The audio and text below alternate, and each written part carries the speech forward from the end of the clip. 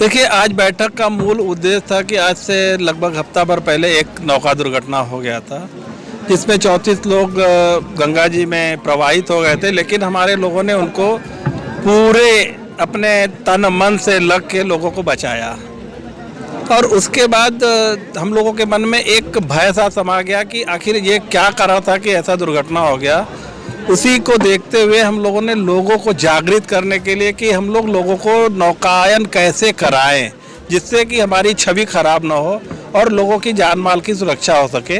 उस चीज़ को विशेष रूप से हम लोगों ने ध्यान में रख के नौका बंद किया। और नौका बंद करने का उद्देश्य यही था कि आप यहाँ जो संख्या देख रहे हैं, अनेकों बार मीटिंग की जाती है लेकिन संख्या डाक के 3-5 हम 20 ही रह जाते। इसी का कारण था कि हमने नौका बंद करके लोगों को इकट्ठा किया और लोगों को निर्देश देने के लिए कि हम नौकायन कैसे कराएं और नौकायन कराते समय हमें किन चीज़ों का ध्यान रखना चाहिए, उन चीज़ों को विशेष तौर पर लोगों को बताने के लिए आज ये बैठक की जा रही है, ये पंचायत की जा रही है कि हम लोग ऐसा काम न करें जिससे शासन प्रशासन को हम लोगों के ऊपर उंगली उठानी पड़े और हम लोग दोषी सिद्ध हों। मांगे क्या है आप लोग? यहाँ हमने कोई मांग या हमने कोई धरना या प्रदर्शन नहीं किया है। हमारी मांग नहीं, हमारा एक कहना है कि देखिए, हम हमारे समाज के लोग अपना काम करें और शासन प्रशासन के लोग अपना काम करें।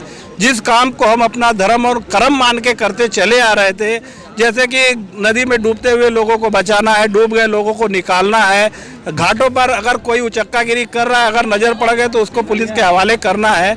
इन सब चीज़ों से हम लोग अब विशेष ध्यान न दें कि हमारा विशेष केंद्र होगा कि हम सुरक्षित नौकायन कैसे कराएं।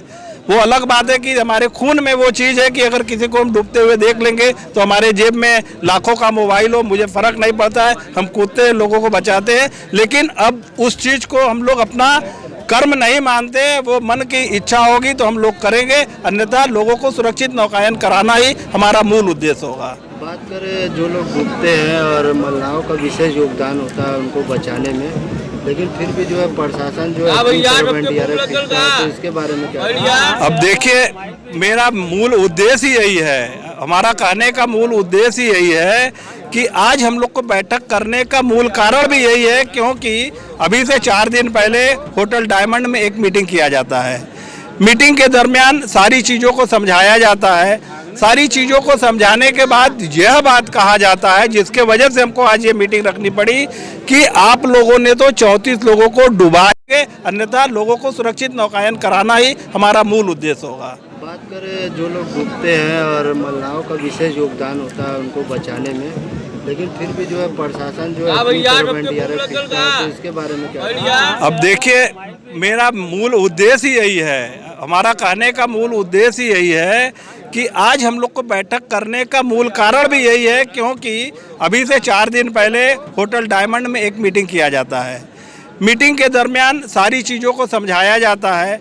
सारी चीज़ों को समझाने के बाद यह बात कहा जाता है, जिसके वजह से हमको आज ये मीटिंग रखनी पड़ी, कि आप लोगों ने तो 34 लोगों को डुबा ही दिया था, लेकिन यहाँ पर भगवान का इच्छा था, जो लोग बच गए। तो भगवान की इच्छा को हम भी मानते हैं और हम ये भी जानते हैं कि बिना भगवान की इच्छा से एक भी पत्ता नहीं हिल सकता है। भगवान चाहेंगे तभी लोग जिएंगे, भगवान चाहेंगे तभी लोग पैदा होंगे, भगवान चाहेंगे तभी लोग मरेंगे।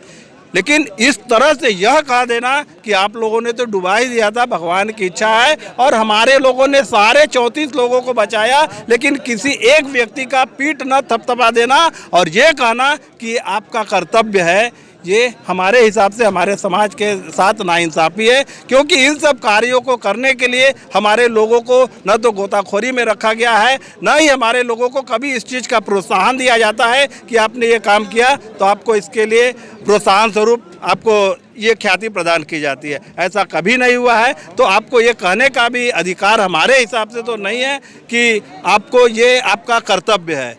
मेरा कर्तव्य नहीं है, मैं इसको कर्तव्य अपने धर्म के हिसाब से मानता हूँ। ये हमारा धर्म और कर्म है, उस हिसाब से मैं मानता हूँ कि मैं किसी को भी, ये गंगा जी में ही नहीं, रास्ते में भी अगर किसी को कभी खतरे में देखता हूँ तो उसको बचाने का कर्तव्य मैं अपना मानता हूँ। लेकिन ये प्रशासनिक तौर से नियम हमारे ऊपर किसी भी तरह का लागू नहीं होता है। उन्हीं सारी चीज़ों को हम लोगों ने लोगों को बताने के लिए ये मीटिंग रखा है। आपकी मांगे नहीं मानती है तो आगे किस तरह की लड़ाई लड़े? हमारी तो कोई मांग ही नहीं है, हमने प्रशासन से मांगा ही का है। हमने तो सिर्फ और सिर्फ अपने लोगों को यह सुझाव देने के लिए कि हम लोगों को सुरक्षित